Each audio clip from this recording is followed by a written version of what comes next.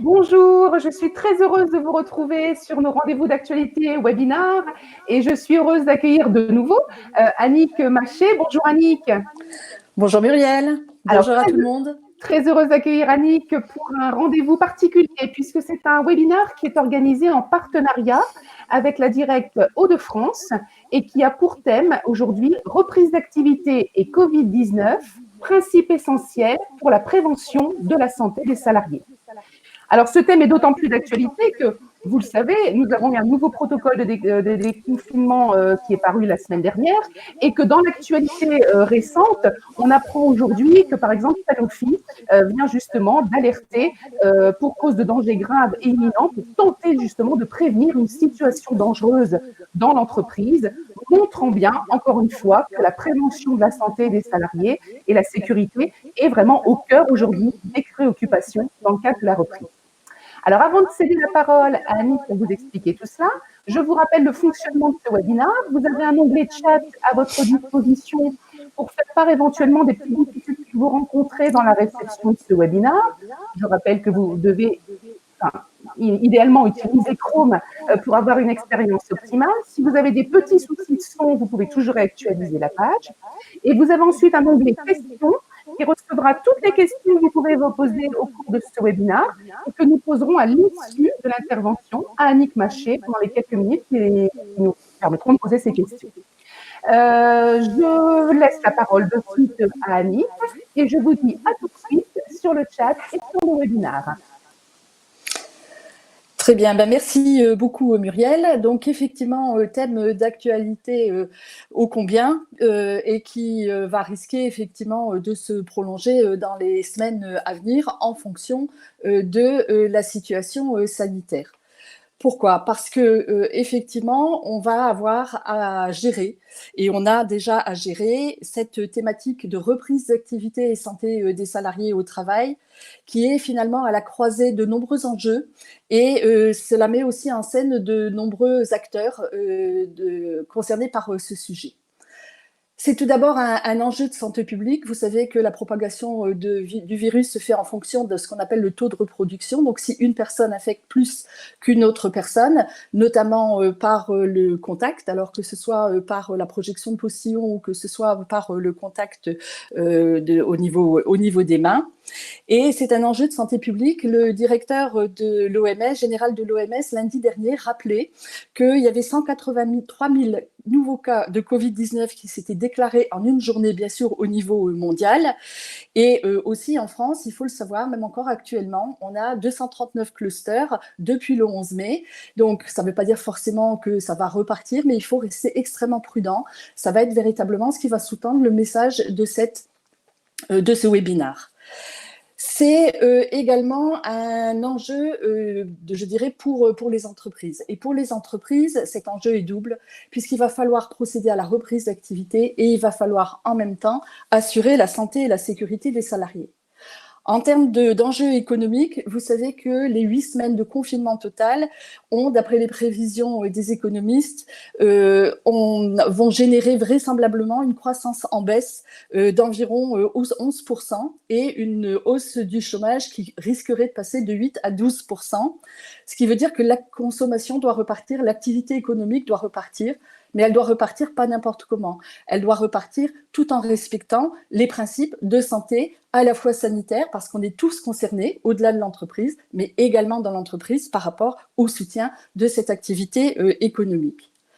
L'enjeu, c'est un enjeu de santé. Il faut savoir qu'on a actuellement une recrudescence des accidents du travail avec cette reprise progressive d'activité.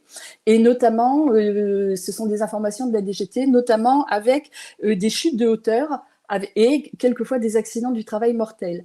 Ce qui veut dire quoi? Ce qui veut dire qu'on est en train de parler véritablement d'un enjeu humain qui est extrêmement important. Donc, encore une fois, reprise d'activité, oui. Soutenir la reprise d'activité, oui, mais pas n'importe comment. Alors, on a, par rapport à cette problématique-là, vous le savez, Muriel l'a rappelé, pour protéger les salariés, le ministère du Travail a établi, ce d'ailleurs depuis le début du mois de mai, un certain nombre de protocoles, des fiches métiers, un certain nombre un fonds documentaire extrêmement important et à visée extrêmement pratique, qui conservent toutes leurs valeurs et qui ont été reformatés au fur et à mesure finalement de l'évolution dans un nouveau protocole national de déconfinement en date du 24 juin, donc de la semaine dernière, dont on va effectivement parler beaucoup au cours de ce webinaire. Il faut faire attention parce que quand on parle de protocole de déconfinement, alors j'ai lu dans la presse qu'on parlait de protocole allégé, celui du 24 juin. Oui, c'est vrai dans la mesure où il est beaucoup plus ramassé, mais attention, c'est pas parce que c'est allégé que ça va réduire en tant que tel, je dirais, la responsabilité de l'employeur. Je vous rappelle très très rapidement que l'employeur exerce un pouvoir de direction, d'organisation matérielle et humaine et qu'il dispose d'un pouvoir de contrôle, à savoir l'exercice d'un pouvoir disciplinaire pour pouvoir déployer cette organisation et poursuivre l'objet social. Ce pouvoir est corrélé à une notion de responsabilité, c'est vraiment, je fais ça sous forme de rappel, une responsabilité civile et pénale qui est plus particulièrement marquée en santé et sécurité au travail par l'obligation de suivre une obligation de sécurité qui elle-même s'appuie sur une obligation de prévention et pas simplement de réparation. Et bien entendu, toute cette responsabilité se fait sous le contrôle du juge et vous savez que la Cour de cassation a indiqué que l'employeur était tenu d'une obligation de moyens renforcés par rapport à cette obligation de sécurité et de prévention. Et ces devoirs et ces obligations de l'entreprise, là aussi je vais très très vite, figurent dans le livre 4 du Code du travail qui s'intitule Santé et sécurité au travail. Et je vous rappelle ce texte fondateur qui est l'article L4121.1 du Code du travail qui vient dire que l'employeur doit prendre toutes les mesures nécessaires pour assurer la sécurité et la santé physique et mentale des salariés, en déployant des actions de prévention, en organisant des actions d'information et de formation, et en mettant en place une organisation et des moyens adaptés. Alors attention, vous savez que la santé et la sécurité, c'est l'affaire de tous, et c'est aussi l'affaire de chacun des salariés, puisqu'on vient dire qu'il incombe à chaque salarié de prendre soin de sa santé, de sa sécurité et de celle des autres, sachant que cette responsabilité du salarié va s'exercer dans un cadre beaucoup plus large qui est la responsabilité de l'employeur qui demeure première. Alors, quand on parle effectivement de prendre la mesure des responsabilités de l'employeur, ça veut dire quoi? Ça veut dire qu'il va y avoir un volet prévention qui est obligatoire et qui est extrêmement important.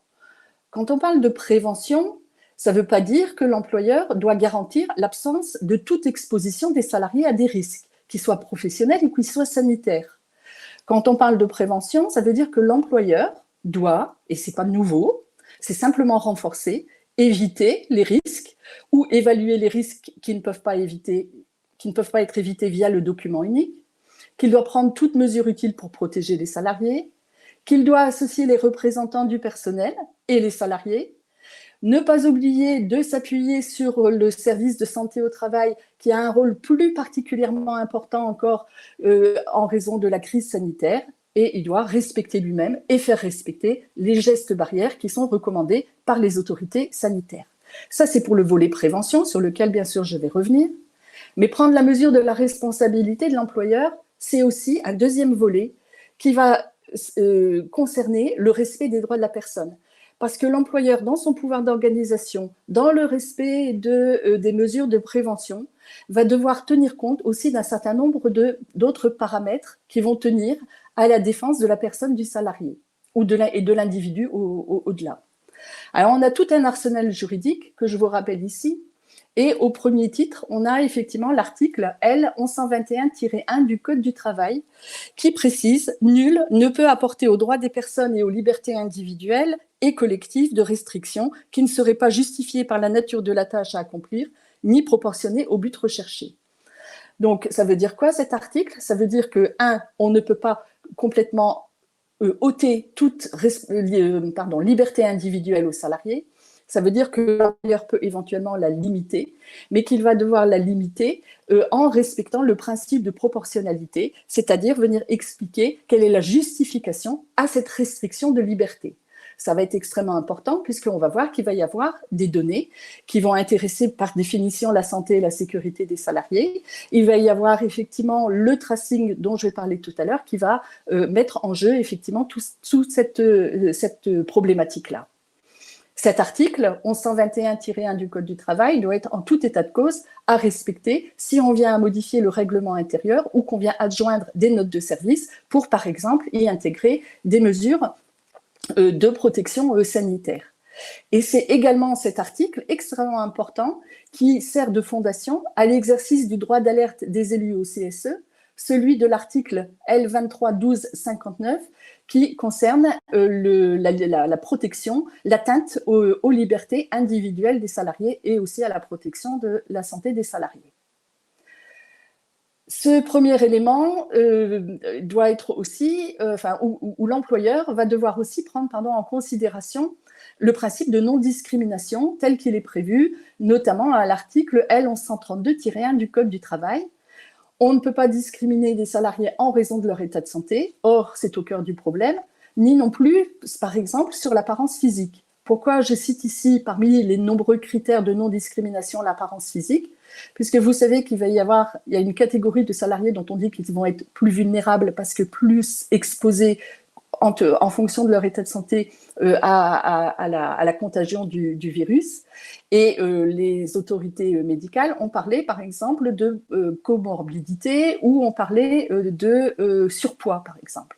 Donc, le risque va être de venir dire « Ah ben voilà, moi, employeur, je considère, alors où est-ce qu'on va mettre d'ailleurs la norme par rapport à ça, que telle personne est plus particulièrement à risque. Attention, on risque de tomber dans de la discrimination. » Le troisième arsenal, si je puis dire, à la disposition pour la protection des droits individuels et collectifs des personnes, c'est l'article 1110-4 du Code de la santé publique, qui est également repris par le Code pénal, qui vise le secret médical, qui est donc un secret professionnel adapté aux professionnels de santé. Quand on parle de secret médical, ne sont au premier chef concernés que les professionnels de santé. Médecins, infirmiers, kinés, etc.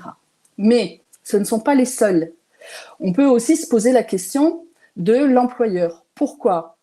Parce que cet article 1110-4 du Code de la santé publique, dans sa partie grand 5, vient dire « sont également punis d'1 an d'emprisonnement et de 15 000 € d'amende le fait pour une personne d'obtenir ou de tenter d'obtenir la communication de ces informations, c'est-à-dire des informations de santé. » Donc, lorsque l'employeur a connaissance d'une personne qui est positive, par exemple, au Covid, ou a connaissance de l'état de comorbidité, etc., parce que le salarié, par exemple, lui en a fait part, ça veut dire quoi? Ça veut dire qu'il va être détenteur d'un certain nombre d'informations. Et donc, il va falloir faire attention parce que par rapport à ces informations-là, il va tomber sous le coup également de ce secret médical. Donc, bien que n'étant pas un professionnel de santé par définition, attention, parce qu'on risque de se faire rattraper par des considérations d'ordre pénal extrêmement importantes et ça va concerner ça plus particulièrement, tout ce qui va être collecte des informations et le tracing dont je vais bien entendu reparler tout à l'heure. Le déconfinement et donc la reprise d'activités progressives, vous le savez, ça s'est fait en plusieurs phases, je ne vous les rappelle pas, hein, une phase 1, une phase 2, une phase 3, qui a d'ailleurs intéressé, au-delà des entreprises, le monde sociétal global. Et donc, plus particulièrement au niveau des outils laissés à disposition par le ministère du Travail, on avait l'ancien protocole de déconfinement du 3 mai et on a donc ce nouveau protocole. Pourquoi? Parce qu'on a un contexte qui est évolutif. Et ça, je tiens véritablement à bien le souligner. Ce contexte évolutif, il faut le garder quelque part bien présent à l'esprit parce qu'on ne sait pas de quoi demain est fait. Et donc, il va falloir agir finalement par une espèce d'adaptation constante qu'on va d'ailleurs retrouver au niveau des obligations de l'employeur. Le nouveau protocole sanitaire du 24 juin précise qu'il y a un certain nombre d'actions qui doivent être entreprises par les employeurs. Une première catégorie d'actions que j'ai regroupée sur première obligation, une réévaluation des risques professionnels, et une deuxième grande obligation qui va être d'organiser la reprise d'activité en intégrant la protection de la santé des salariés. Si je reprends la première obligation, une réévaluation des risques. Pourquoi le terme réévaluation des risques? Parce que vous savez que l'évaluation des risques professionnels, c'est quand même pas une nouveauté. En revanche, il va falloir tenir compte de cette situation particulière liée à la crise sanitaire. Ça veut dire quoi? Ça veut dire qu'il va falloir faire une réévaluation globale des risques professionnels et qu'il va falloir aussi faire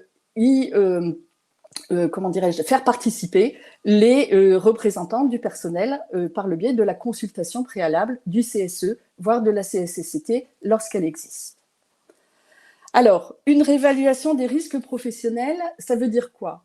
Ça veut dire d'abord qu'il va falloir apprécier les risques. Alors, apprécier les risques, on peut considérer qu'il y a 3 catégories de risques.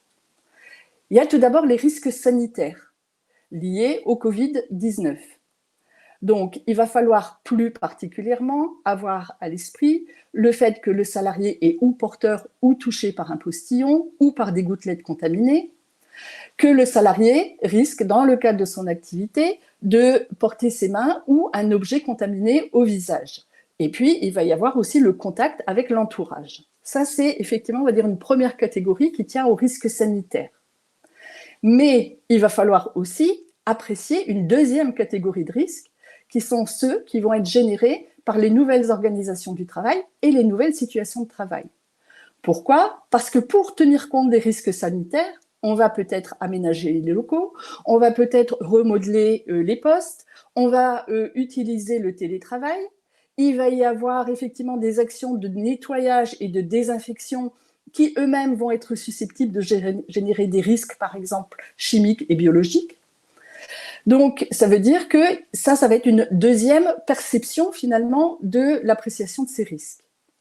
Et puis, il ne faut pas oublier ce que j'ai appelé les risques habituels, qui sont liés à l'activité de l'entreprise, mais qui peuvent eux-mêmes être impactés par la crise sanitaire. Imaginons une entreprise où on a des salariés qui sont en contact avec le public, à la vente par exemple, et pour lequel l'employeur va mettre à disposition une visière et que, alors notamment avec les conditions météo beaucoup plus chaudes qu'on connaît actuellement, il va y avoir effectivement de la buée qui va se mettre sur cette visière. Attention, par exemple, aux risques de chute de plein pied, qui sont déjà des risques importants à temps habituel, mais qui risquent finalement d'être encore plus importants dans le cadre de ce contexte particulier. Donc, le propos ici, c'est de venir dire, attention, évaluer ou réévaluer le document unique, c'est pas simplement faire une petite mise à jour, c'est véritablement penser toute son organisation et l'exposition au risque au travers d'un prisme multifacette. Ça veut dire quoi? Ça veut dire qu'il va falloir analyser concrètement la situation. Il va falloir identifier les situations de travail poste par poste pour examiner les conditions de transmission du coronavirus, regarder plus particulièrement le contact étroit, donc le fait de travailler sur le même lieu, d'avoir une discussion de plus de 15 minutes si on n'a pas de protection, etc. Le contact des mains non lavées et surtout aussi les flux et les déplacements dans l'entreprise. Comment on accède à l'entreprise, comment on se déplace dans l'entreprise, etc. Donc vraiment, on insiste, c'est une analyse concrète et non pas, je dirais, un document qu'on va prendre et qu'on va plaquer et qui va servir d'alibi, si je puis dire, à venir dire, si, on a réévalué nos risques. Non, c'est un travail particulièrement lourd et sérieux, mais lourd mais important. Et donc les risques, bien sûr, pas oublier de les apprécier au niveau physique, c'est vrai, mais aussi au niveau des risques psychosociaux, comme c'était déjà le cas auparavant, mais plus particulièrement ici, dans une période particulièrement anxiogène. Mettre à jour obligatoirement le document unique, ça va passer par une information-consultation préalable du CSE, auquel donc on va associer aussi la CSSCT, les représentants de proximité, pour avoir des remontées de terrain, ça va être extrêmement important. Pourquoi? Parce qu'il va falloir avoir une connaissance du travail réel, comment ça se passe véritablement sur le terrain, et non pas simplement une appréciation du travail prescrit tel que ça peut être vu par la direction ou par le management. Donc c'est quelque chose qui est extrêmement important. Pour pouvoir lui donner un caractère extrêmement pertinent à ce document unique, il va falloir le plus possible et, si nécessaire, solliciter la participation du service de santé au travail. Vous allez voir que le service de santé au travail a un rôle extrêmement important à jouer dans la problématique qui nous occupe aujourd'hui. Ça veut dire aussi actualiser de manière constante ce document unique, régulièrement. C'est une obligation, mais c'est aussi pour l'employeur un élément de preuve et un élément de traçabilité, de montrer effectivement qu'il y a eu une analyse et que cette analyse, finalement, on la surveille un petit peu comme le lait sur le feu, pour pouvoir effectivement adapter un petit peu les mesures à prendre. Mesures à prendre qui sont effectivement extrêmement importantes et qui vont constituer le deuxième volet de cette présentation. Juste avant, un tout petit zoom sur le lien entre mesures de prévention et règlement intérieur de l'entreprise. Vous savez que l'employeur peut toujours modifier le règlement intérieur ou adjoindre des notes de service en vertu de ce règlement intérieur. Plus particulièrement sur les questions d'hygiène et sécurité, c'est pas nouveau. Mais le point que je voulais signaler ici, c'était rappeler, là aussi c'est pas un texte nouveau, mais le rappeler, c'est l'article 1321-5 alinéa 2 du Code du travail, qui vient finalement indiquer qu'il y a une procédure allégée en cas d'urgence, c'est-à-dire qu'au lieu d'informer et de consulter le CSE sur la modification ou l'adjonction d'une note de service, le projet de l'employeur, donc en termes de clause ou de note, va devoir être communiqué au secrétaire du CSE et communiqué à l'inspecteur du travail. Alors attention, pourquoi ? Pourquoi attention ? Parce que d'un côté, on a une mesure d'urgence, on a un temps qui s'est accéléré quelque part avec cette crise sanitaire. Mais encore une fois, procédure allégée, ça ne veut pas dire que l'inspecteur du travail ne va pas exercer son droit de contrôle sur la clause qui va être envoyée. Il va y avoir, bien sûr, la mise en œuvre éventuellement de son droit de la communication, du retrait de telle ou telle clause. Il va y avoir éventuellement des contentieux qui pourront avoir lieu à ça. C'est-à-dire que ce n'est pas parce qu'on est là non plus dans une procédure allégée qu'on doit considérer qu'on doit le faire quelque part en utilisant des biais. Au contraire, il faut y apporter beaucoup de sérieux. Autre point très rapide, c'est juste sous forme de rappel, bien sûr que l'employeur va pouvoir exercer éventuellement un pouvoir disciplinaire, un pouvoir de sanction par rapport aux salariés qui ne respecteraient pas les mesures qui vont être mises en œuvre. C'est tout à fait donc bien entendu possible, c'est même souhaitable, mais attention, à l'appui et en renfort d'une politique de prévention et non pas en substitution d'une politique de prévention. Donc j'insiste, c'est vraiment quelque chose qui est extrêmement important que cette prévention du risque professionnel tel qu'il est prévu par le Code du travail. Alors la deuxième obligation, c'est effectivement, après avoir évalué, on va organiser l'activité et protéger la santé des salariés. Ça veut dire quoi ? Ça veut dire que l'employeur devrait, en tout cas, ou il est souhaitable qu'il établisse, qu'il suive et qu'il actualise un plan de reprise d'activité. Je vous renvoie pour ça à une documentation que vous trouverez sur le site de l'INRS qui est véritablement très très bien faite, où là aussi, on a une espèce de guide qui va nous permettre de nous poser les bonnes questions, entre autres. Donc, on va avoir comme objectif quoi ? De réduire et de maîtriser les situations de proximité directe, là aussi d'organiser les flux et de mettre en œuvre des règles d'hygiène particulièrement drastiques dans l'organisation physique et spatiale des lieux, dans l'organisation des postes, dans les aspects sanitaires et dans les équipements de protection, qu'ils soient individuels ou collectifs. Ça veut dire quoi concrètement ce plan de reprise d'activité ? Ça veut dire que ça va impliquer des actions pour l'employeur, qui va devoir protéger la santé des salariés, il va devoir informer les salariés, il faut que les salariés sachent exactement ce qui doit être fait, comment ça doit être fait, le rappeler, l'expliciter, pour aussi rassurer, pour aussi qu'il y ait les bons gestes qui soient pris. Il va falloir également former. Il va falloir former à l'utilisation, par exemple, en matière de risques, par exemple, on sait qu'il y a des risques chimiques par la manipulation dans certaines entreprises de reconditionnement, par exemple, des produits, du produit hydroalcoolique.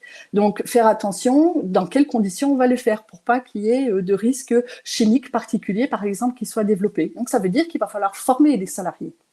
Et puis, il va falloir documenter, il va falloir communiquer. On est dans un processus vivant et itératif de ces actions qui vont s'appuyer sur des valeurs. Il faut anticiper, il faut préparer. Il faut mettre en œuvre et il faut assurer un suivi. Il faut apprendre à être transparent dans la communication et il faut s'appuyer effectivement sur une conception du dialogue social que je vais rappeler là également tout à l'heure et sur lequel le nouveau protocole insiste énormément. Ce nouveau protocole donc, va remplacer l'ancien protocole de début mai et les 90 fiches métiers qui avaient été organisées, qui avaient été mises sur le site du ministère du Travail en collaboration avec des acteurs externes en santé et sécurité. Et le ministère nous indique que l'ancien protocole et les 90 fiches de métier vont être pris dans une foire aux questions qui va permettre d'éclairer le nouveau protocole. Et vous allez voir, ce nouveau protocole de déconfinement, il y a certaines nouveautés, mais globalement, on reste bien dans l'esprit de ce qui avait été fait déjà début mai. On va simplement avoir quelque chose qui va être ramassé, mais ça ne veut pas dire pour autant que ça va perdre d'intensité. Donc, ce nouveau protocole est composé de 6 sections qui vont me servir de base d'exposé, et puis un certain nombre d'annexes auxquelles je vous renvoie, puisque ce sont des exemples de bonnes pratiques. C'est en tout cas extrêmement intéressant à lire. Le nouveau protocole est relativement, comment dirais-je, ramassé et très très facile de lecture. Donc vraiment, je vous invite à aller le consulter. Alors, qu'est-ce qu'on va avoir dans ce protocole sur les points marquants ? La première chose, et c'est quand même un point important, et ça se comprend parce qu'on est dans une reprise d'activité qui s'intensifie, le télétravail n'est plus forcément la norme, mais ça ne veut pas dire que la vigilance ne doit pas rester de mise. Donc, vous vous souvenez que jusqu'au 24 juin, le principe, c'était de privilégier le télétravail et l'exception de limiter l'accès de l'entreprise au personnel indispensable par rapport à l'activité et donc d'identifier les activités prioritaires qui nécessitaient une présence sur site tout en l'accompagnant des précautions de santé et sécurité et sanitaire. À compter du 24 juin, donc le télétravail n'est plus la norme, ce qui ne veut pas dire qu'on ne peut pas y recourir, ce n'est pas du tout la question, mais en tout cas, ce n'est plus le fer de lance prioritaire. On va avoir un retour au travail par rapport aux considérations économiques que je vous exposais en introduction. Et ce retour au travail va devoir s'accompagner d'un principe de vigilance. Principe de vigilance qu'on va retrouver au niveau des mesures de protection. Le protocole du 24 juin hiérarchise ces mesures de protection et la première, qui est la plus importante, c'est effectivement le respect des règles de distanciation. Là, il y a eu une nouveauté puisque vous savez que maintenant, les entreprises doivent laisser un espace d'au moins 1 mètre carré pour un individu, c'est-à-dire du salarié par rapport aux autres salariés, aux clients, aux fournisseurs, aux visiteurs. L'ancienne jauge qui était de 4 mètres carrés, qui était prévue par l'ancien protocole, est facultative. Mais elle va pouvoir être un recours, par exemple, si on ne peut pas utiliser des masques grand public que je vais exposer tout de suite après. Et puis, le protocole vient dire qu'il est tout à fait possible, après concertation avec les partenaires sociaux dans l'entreprise, d'utiliser une autre jauge. Mais dans ce cas-là, il va falloir afficher cette autre jauge à l'entrée de l'espace qui va être concerné. Je voulais vous transmettre ici, pour avoir discuté avec certains préventeurs dans les entreprises, il y a beaucoup de préventeurs, en dépit de ce nouveau protocole, qui vont rester à utiliser l'ancienne jauge de 4 mètres carrés. Pourquoi ? Parce qu'ils viennent dire, finalement, on est en train de créer une nouvelle culture santé et sécurité. On est en train d'imprimer dans les individus, finalement, une nouvelle manière, des nouveaux gestes. Donc, on n'a pas envie, finalement, de rechanger les règles et de reprendre, de modifier, finalement, la manière de procéder. Et puis, le deuxième argument qui est proposé par ces préventeurs, c'est de venir dire, on ne sait pas du tout de quoi demain est fait. Et si une deuxième vague, il devait y avoir, eh bien, on serait déjà effectivement avec une jauge qui assure une sécurité de 4 mètres carrés plus importante que celle qui assure effectivement une séparation d'au moins 1 mètre carré. Voilà, donc tout ça, ça va être aussi à regarder et tout ça, ça va être fonction un petit peu de l'évaluation des risques qui va être fait dans l'entreprise. Deuxième point, mesure hiérarchisée de protection, je vous disais, c'est si on a une rupture de distanciation, alors il va falloir porter un masque qu'on appelle un masque grand public, qui est conforme aux normes AFNOR. Je vous ai mis ici la référence et vous verrez, je vous ai mis après, je ne vais pas le commenter, l'annexe 3 du nouveau protocole qui présente un tableau bien fait de toutes les différentes qualités de masques. Alors, rupture de distanciation, donc soit les 1 mètre carré, soit la jauge qui va être retenue dans l'entreprise, ou assimilée. Ça veut dire quoi? Ça veut dire, par exemple, si la nature de l'activité ne permet pas effectivement, mais il va falloir le justifier, le fait qu'on ne puisse pas respecter les distances, eh bien, il y aura l'obligation de porter un masque grand public. Également, si les salariés utilisent le covoiturage à titre professionnel, il va falloir porter ce masque. Et puis également, le troisième cas qui est cité par le protocole, c'est s'il y a un salarié qui serait amené à rencontrer un groupe de personnes qui, pour des raisons X, ne porteraient pas les masques. Donc, vous trouverez ici les différentes sortes de masques. Donc, c'est celui-là plus particulièrement qu'on appelle les masques grand public. Je vous laisserai en prendre connaissance. La troisième mesure de protection, c'est effectivement celle qui va concerner le nettoyage et les désinfections. Je dirais pas de grands changements par rapport à ce qu'il y avait auparavant, mais c'est bien de le rappeler. Il va falloir bien sûr avoir une vigilance accrue sur ce qui va être objet et point de contact commun, utiliser des produits actifs contre le virus du Covid, aérer les locaux. Ce ne sont pas forcément des choses nouvelles, mais en tout cas, c'est un point d'attention qu'il va falloir particulièrement regarder. Vous verrez, je vous ai mis aussi le socle du déconfinement qui reprend de manière synthétique un petit peu les différentes dispositions à respecter. Vraiment, c'est fait de manière très claire et de manière vraiment intéressante et complète. Donc, je vous invite à vous y reporter. Le nouveau protocole demande la désignation d'un référent Covid-19.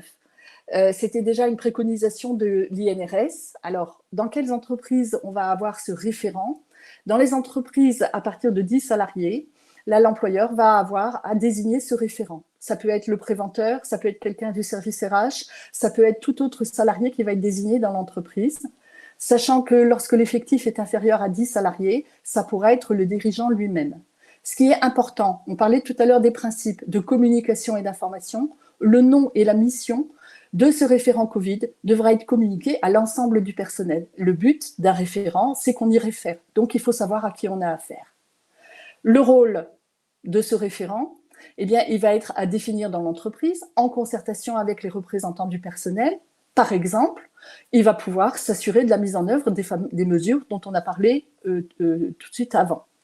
C'est lui qui va qui va assurer l'information des salariés, qui va faciliter, par exemple, aussi la prise en charge des personnes symptomatiques dont je vais parler tout de suite. Sur les équipements de protection individuelle, qui figurent aussi dans le protocole, on rappelle le caractère subsidiaire des équipements de protection individuelle sur les équipements de protection collective. C'est un des principes généraux de prévention. Attention aux conditions d'utilisation. Alors, rien de nouveau par rapport aux équipements de protection individuelle, outre les masques, les visières, les gants, les lunettes, les charlottes, etc. Simplement, le point ici, c'est de bien faire attention aux conditions d'utilisation de ces EPI qui peuvent quelquefois générer un sentiment indu de sécurité. C'est-à-dire, on va porter des gants, puis on va dire, ah ben voilà, je suis protégé, mais on va porter le gant à son visage. Non, donc ça veut dire que prudence dans la mise à disposition des équipements de protection individuelle et en tout cas à titre subsidiaire par rapport aux règles des distanciations et par rapport aux équipements de protection collective. Alors, il y a une attention particulière qui doit être portée à certaines catégories de salariés, vient nous dire le nouveau protocole du 24 juin. Ces catégories particulières, ce sont les salariés non permanents. Donc, les intérimaires, les contrats à durée déterminée, les personnels détachés d'entreprises extérieures. Et là, le ministère vient dire cette catégorie doit avoir une information renforcée. Donc, ça veut dire quoi? Ça veut dire que, comme tous les salariés, il va y avoir une information générale sur tout ce qu'on vient de dire, mais il va falloir plus particulièrement la renforcer. Et ça veut dire que, en tout cas, l'employeur, dans son plan de reprise d'activité et son plan de communication, va devoir montrer en quoi on va avoir une information renforcée par rapport à ces personnes qui, a priori, ne connaissent pas le fonctionnement et la circulation dans l'entreprise. Donc, ce n'est pas simplement venir dire oui, on fait une information renforcée, il faut venir dire en quoi elle consiste. La deuxième catégorie de salariés plus particulièrement sous attention, ce sont les personnes qui risquent de développer une forme grave de Covid-19 ou qui vivent au domicile d'une telle personne. Donc, pour rappel, c'est par exemple des personnes qui souffrent de maladies cardiovasculaires, de diabète, etc. Donc là, par rapport à ces personnes, le protocole vient dire il faut continuer à privilégier le télétravail pour donner une activité, puisqu'on est dans un cadre de reprise d'activité, après avoir échangé avec le médecin traitant et avec le médecin du travail. Et si le télétravail est impossible, eh bien dans ce cas-là, et qu'un retour dans l'entreprise s'imposerait, dans ce cas-là, il faudrait mettre à disposition un masque, attention, pas le masque grand public, mais un masque à usage médical. Vous le retrouverez dans le tableau du nouveau protocole. Particulièrement insister sur le lavage des mains, donner un bureau dédié ou mettre des écrans de protection particulière.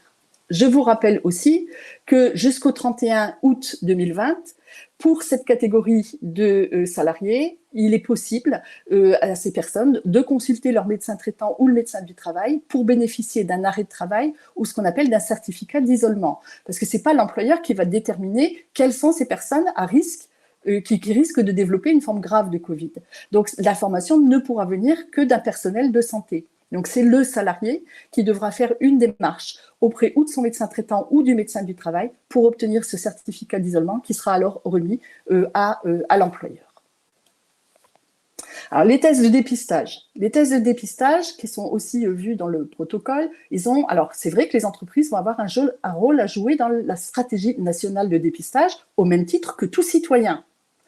Mais attention, il n'est pas du rôle des entreprises d'organiser des campagnes de dépistage virologique ni de pratiquer des tests sérologiques. Dépistage virologique, c'est quand on utilise des écouvillons, et puis des tests sérologiques, c'est quand on fait un prélèvement de tissu. Ces tests-là vont être du seul ressort des autorités médicales et sanitaires. Alors, par rapport aux tests, que peut faire l'entreprise ? Ce qui va être possible, ça va être simplement de relayer les recommandations des autorités, c'est-à-dire un rôle d'information et de sensibilisation, inviter à se rapprocher du médecin du travail, par exemple. Ce qui va être complètement impossible d'organiser les campagnes, d'obliger des salariés à se dépister. C'est pas possible, c'est pas du rôle de l'entreprise. Et encore moins d'enregistrer le résultat des tests. Je vous indique que la CNIL a rendu le 5 mai dernier une des recommandations qui sont extrêmement intéressantes. Et dans ce cas, il va dire adressez-vous au service de santé. Le point de vigilance, ça va être effectivement la connaissance par l'employeur de la présence de symptômes ou d'un état à risque ou des résultats de tests qui seraient volontairement communiqués par un salarié à l'employeur. Et là, ce sont des données sensibles qui relèvent de la vie personnelle des salariés. Si vous voulez bien, je laisserai cette question-là, je vais y revenir, quand je donnerai l'exemple du tracing pour pouvoir illustrer mon propos. La prise de température, alors, elle est facultative. Alors, j'ai indiqué, elle n'est pas obligatoire. Ça veut dire quoi ? Ça veut dire que le salarié peut refuser sans encourir de sanctions. Ça veut dire quoi ? Ça veut dire que si on mettait dans un règlement intérieur une obligation de prendre la température, par exemple, lors de l'accès dans l'entreprise, eh bien, le salarié pourrait la refuser. Et s'il refuse, quand bien même ça serait fixé dans le règlement intérieur, on ne pourrait pas sanctionner le salarié. La prise de température elle-même n'est pas recommandée. Pourquoi ? Parce que comment est-ce qu'on va finalement fixer la norme ? À partir de quand on va considérer qu'il y a, entre guillemets, de la température ? On n'est pas des médecins, personne dans l'entreprise, hormis le médecin du travail. Donc, mieux vaut inciter éventuellement les salariés à la prise de température à leur domicile et d'en faire l'usage en fonction du résultat. Donc, ce qui est totalement exclu, c'est les relevés obligatoires qui seraient enregistrés. Et aussi, le protocole insiste, les opérations de captation automatisée, par exemple le recours aux caméras thermiques qu'on ne pourrait, vous savez ce qu'on utilise actuellement dans les aéroports, on ne pourrait pas installer ce type de caméra thermique à l'entrée, par exemple, de l'entreprise. C'est complètement prohibé. Alors, la prise en charge des personnes symptomatiques et de leurs contacts. Donc, je ne parle pas là des personnes à risque, mais je parle de personnes qui viendraient effectivement à avoir des symptômes dont on peut penser qu'ils sont liés au Covid. Donc là, il va y avoir une procédure de prise en charge qui devrait être aussi, en tout cas dont on conseille l'élaboration par l'employeur, toujours en collaboration avec le service de santé au travail, en concertation avec les IRP, portés par le référent Covid, pour essayer de faciliter l'identification des contacts du salarié à partir de ses propres déclarations ou dans un contexte qui va venir de la sécurité sociale dans le cadre du tracing. J'y reviens tout de suite. C'est ça qui va être extrêmement important ici de regarder, notamment par rapport à la problématique des libertés individuelles. Quelle procédure? Par exemple, ces personnes symptomatiques, on vient dire, il faut savoir ce qu'on va en faire. Donc, prévoir, par exemple, un isolement dans une pièce aérée. Voir s'il y a des signes de gravité apparents. S'ils existent, par exemple, s'il y a une détresse respiratoire, venir dire, OK, on va s'adresser au SAMU. S'il n'existe pas, on va contacter les médecins. On va organiser éventuellement le retour au domicile du salarié, tout en évitant les transports en commun, vient nous dire le ministère. Et puis, il va falloir désinfecter le poste de travail.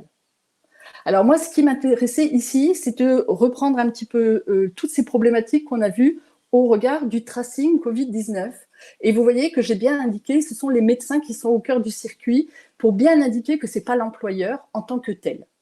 Alors vous savez que ce tracing Covid-19, c'est quelque chose qui a été mis en place ces dernières semaines et qui comporte plusieurs niveaux. On a un niveau 1, alors là on est véritablement au niveau d'action sanitaire nationale, on n'est plus dans le cadre de l'entreprise. Le niveau 1, on vient de dire, ce sont les médecins de ville qui vont être les premiers maillons de la recherche des contacts de tout individu. Et donc, ils vont avoir un rôle de recensement. Le niveau 2, il y a eu une création de plateformes départementales au niveau de l'assurance maladie pour pouvoir prendre en charge les personnes contacts et pour finaliser finalement l'identification de cette chaîne potentielle de contagion. Le niveau 3, ce sont de nouveau les agences régionales de santé et Santé publique France qui vont prendre en charge des situations un petit peu plus complexes. Ça, c'est le panorama général au niveau national. Et l'employeur, donc, dans ce dispositif. Alors, l'employeur pourra ou pourrait être, non pas intervenir, mais être sollicité ici au niveau 2. C'est-à-dire de deux manières.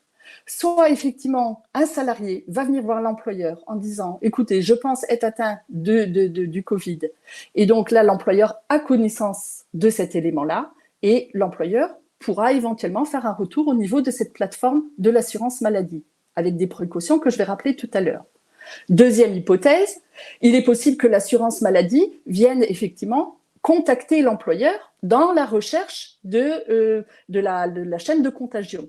Et là, l'assurance maladie, ce sont des personnes qui sont formées pour ça, va pouvoir demander, ce qu'on appelle, va établir une matrice où on va demander, voilà, tel salarié vous a déclaré ou nous avons su que tel salarié était positif au Covid, quel était son emploi du temps, quels étaient les rendez-vous, avec qui a-t-il été en contact dans les 14 jours qui précédaient. Mais ce n'est pas à l'employeur de prendre une quelconque mesure par rapport à ça ou de forcer un quelconque dispositif. Donc, ce qui va être important, c'est que là, il va y avoir, moi, ce qu'on conseille, c'est que l'employeur voit ça aussi avec le médecin du travail pour savoir un petit peu comment orienter.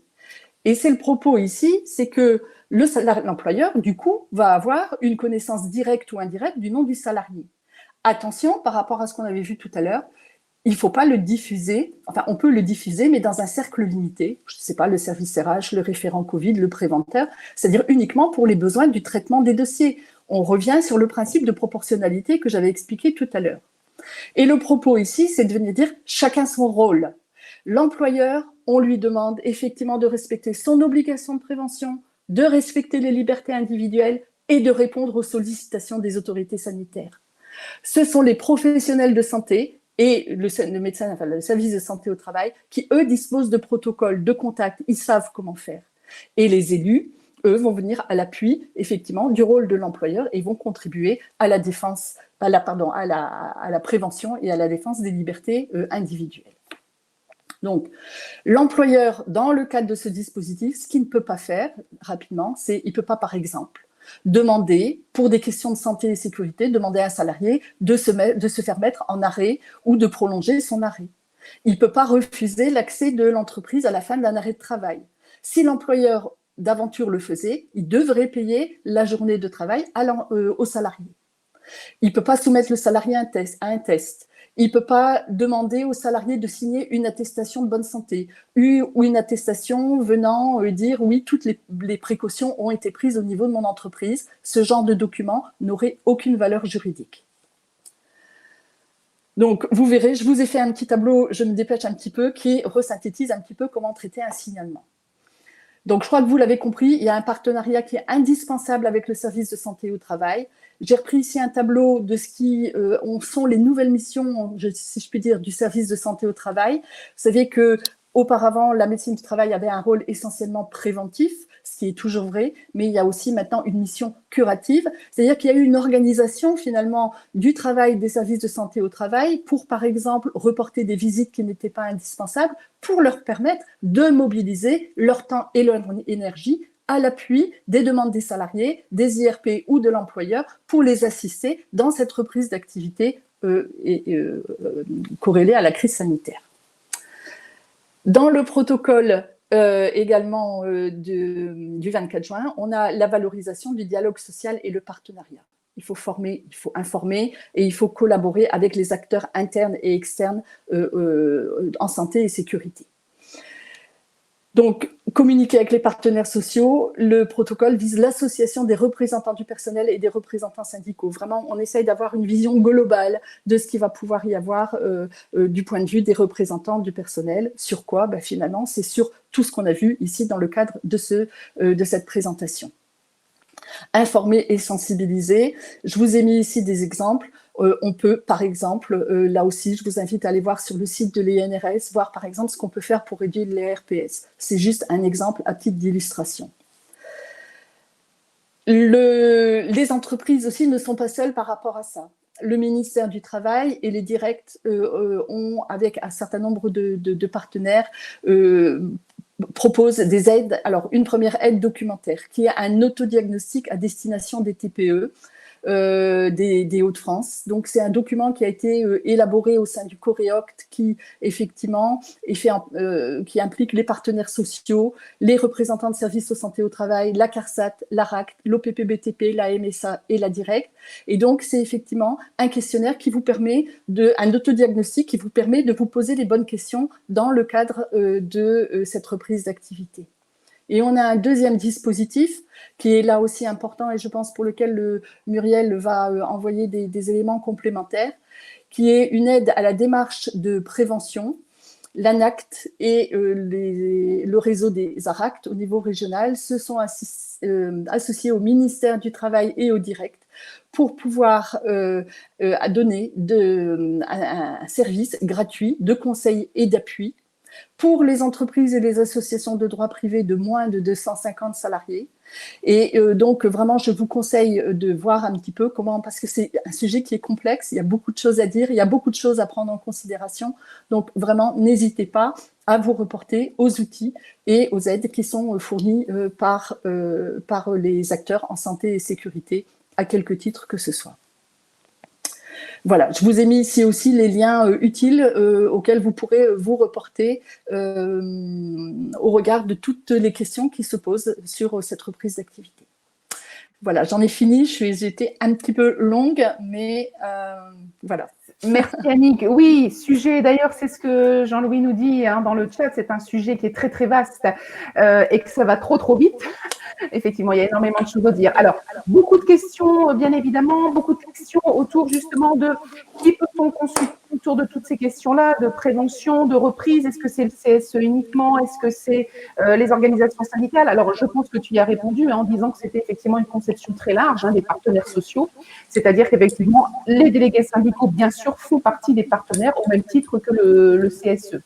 Quelques petites questions quand même, néanmoins, qui restent, notamment Denis qui nous dit, par exemple, dans le cas d'un cluster qui est défini par l'entreprise, est-ce que le CSE, est-ce que les IRP doivent être informés de ce cluster qui serait décidé par l'entreprise? Alors, il n'y a pas de cluster décidé par l'entreprise. Enfin, je ne sais pas exactement le sens de la question de Denis, mais la notion de cluster, on l'a vu, c'était plutôt l'assurance maladie qui le gérait dans le cadre du tracing. Donc, si effectivement il y avait des foyers de contamination dans l'entreprise, donc là, l'employeur doit contacter le médecin du travail qui lui mettra en relation, enfin, qui lui utilisera son propre protocole pour pouvoir effectivement en informer les autorités sanitaires, comme on l'a vu tout à l'heure. Par rapport effectivement au CSE, ben là, oui, on peut effectivement, l'employeur, on a dit qu'il fallait une certaine transparence. Donc, on va venir dire effectivement qu'il y a eu peut-être des foyers d'infection dans l'entreprise. Ça veut dire qu'il va falloir redoubler de vigilance. Ça veut dire qu'il va falloir véritablement là agir en urgence par rapport à des mesures à prendre. Alors après, je ne sais pas si la question, elle était plus de venir dire est-ce qu'on peut avoir le nom des personnes, etc. Tout va dépendre. Pourquoi pas? Mais attention, dans ce cas-là, l'employeur va devoir demander la confidentialité des membres du CSE, c'est-à-dire les soumettre à cette obligation-là, puisqu'on a vu tout à l'heure qu'on était dans des données sensibles personnelles qui touchaient à la santé et à la sécurité. Donc, qu'on en parle, oui, mais il va falloir réfléchir aussi sur la manière de ce qu'on va dire, parce que si on consulte, et on va consulter le CSE pour faire part, admettons, de l'existence de ces foyers, ça veut venir dire quel service ça a concerné, éventuellement quelles personnes avec cette obligation de confidentialité bien rappelée, et puis également, ça veut dire quelles vont être les mesures qu'on va prendre en œuvre, hop, réflexe, document d'unique d'évaluation, plan de reprise d'activité et action-réaction. D'accord. Alors, encore des questions, on n'aura pas le temps de tout voir, mais néanmoins des questions autour de ce référent Covid dont tu nous as parlé. Alors, ça a interpellé pas mal de nos participants, au niveau notamment, mais est-ce qu'il a des heures? Est-ce qu'il est protégé? Comment peut-il exercer sa mission? Est-ce que tu peux nous en dire un petit peu plus? Alors, dans le protocole, on n'a pas énormément de choses. On vient simplement dire, finalement, le référent Covid, c'est presque un outil, passez-moi l'expression, au service de la politique de prévention de l'employeur. Donc, c'est lui qui doit finalement, quelque part, définir l'ampleur de la mission et donc les moyens qui vont lui être également attribués. Parce qu'il ne s'agit pas effectivement simplement de venir dire sur une affiche le référent Covid est telle personne et que la personne n'ait pas les moyens de déployer son activité. Donc, c'est l'employeur qui va venir déterminer l'ampleur, les moyens, le temps qui va être dédié à cette mission. C'est l'employeur qui porte la responsabilité de la santé et sécurité. Donc, c'est à l'employeur à venir mettre en adéquation les moyens qu'il met au service de cette responsabilité en santé et sécurité. D'accord. Merci Annick. Alors, pour terminer, je répète qu'on a eu aussi beaucoup de questions sur des cas très particuliers en disant, voilà, je retourne au travail, j'ai été malade, est-ce qu'on peut m'obliger à, etc. Donc, je renvoie nos participants à la lecture des documents qu'on va leur transmettre et que tu as mis dans le PowerPoint, relative au protocole de déconfinement, ce qu'on peut faire, ce qu'on peut faire, etc., pour le détail de toutes ces mesures.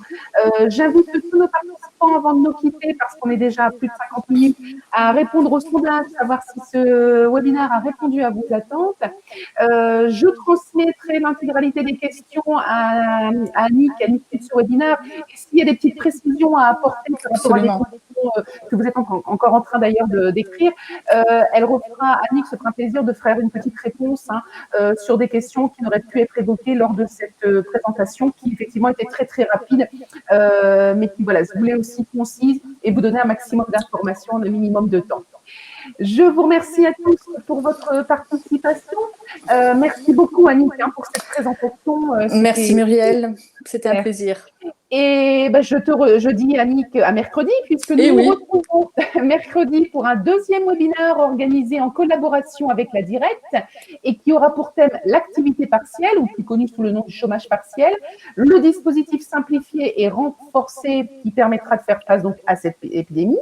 Nous aurons ensuite, vous le voyez encore, deux autres webinaires pour clôturer ce premier semaine. Je vous remercie de votre participation et je vous dis à mercredi. Au revoir.